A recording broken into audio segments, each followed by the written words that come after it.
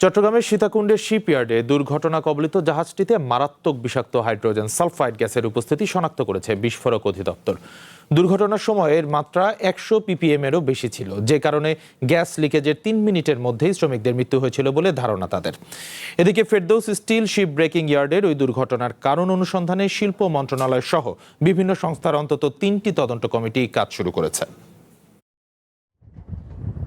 দুর্ঘটনার পরদিন সকালে ফেরদৌস শিপইয়ার্ড পরিদর্শন করেন শিল্প সচিব সহ মন্ত্রণালয়ের ঊর্ধ্বতন কর্মকর্তারা। এ সময় বিস্ফোরক অধিদপ্তর, পুলিশ ও জেলা প্রশাসনের কর্মকর্তারা ছাড়াও শিপ ব্রেকার অ্যাসোসিয়েশনের নেতারাও ছিলেন।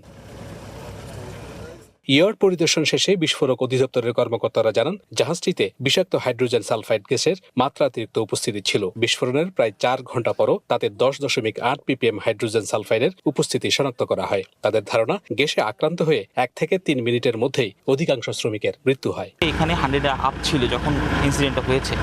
এখন পরবর্তীতে এখন আমরা ভিতরে আর কি পরিমাণ এই বর্জ্য থাকতে পারে বা সেখান থেকে গ্যাস কী পরিমাণ নির্গত হতে পারে সেটাই আজকে আমরা তদন্ত করব, বা আমাদের যে ইকুইপমেন্ট আছে ওগুলো টেস্ট করব, চেক করে তারপর আমরা ব্যবস্থা নিব। দুর্ঘটনার কারণ অনুসন্ধানে গঠিত হয়েছে একাধিক তদন্ত কমিটি। ঘটনাস্থল পরিদর্শনে গিয়ে শিল্প সচিব জানিয়েছেন, তদন্তে শিপইয়ার্ড কর্তৃপক্ষের কোনো গাফিলতি পাওয়া গেলে তাদের বিরুদ্ধে কঠোর ব্যবস্থা নেওয়া হবে। এক্সপ্লোসিভ অধিদপ্তরে যিনি আছেন, ওনারা যেটা ডিটেক্ট করেছেন হাইড্রোজেন সালফাইড সেখানে আছে, সেটা কিভাবে রিমুভ করা যায়, ড্রেন আউট করা যায়, সেই থ্রেডটা থেকে আগে আমরা সেটাই চেষ্টা করছি।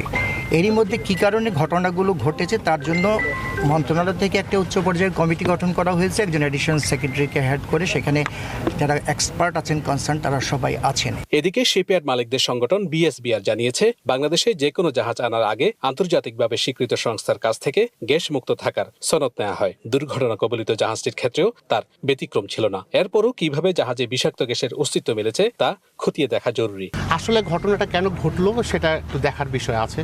এখনই এই মুহূর্তে হঠাৎ করে কোনো মন্তব্য করাটা ঠিক না। আমরা চেষ্টা করব যাতে এটা তদন্ত হয় এবং এটা আসল বিষয়টা বেরিয়ে আসে, এবং ভবিষ্যতে যাতে এই ধরনের ঘটনা না ঘটে সেই পদক্ষেপটা আমাদের এখন বিবেচনার বিষয়। দুর্ঘটনার পর থেকে ইয়ার্ডটিকে ঘিরে রেখেছে সেনাবাহিনী, পুলিশ সহ বিভিন্ন সংস্থার সদস্যরা।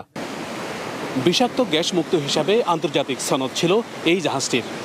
তারপরও দুর্ঘটনার সময় কী কারণে এখানে ব্যাপক ঘনত্বের হাইড্রোজেন সালফাইড মিলল তা ভাবিয়ে তুলেছে এখানকার ইয়ার্ড মালিকদের। Shahnaz Riton, one news, Sitakunda, Chittagong.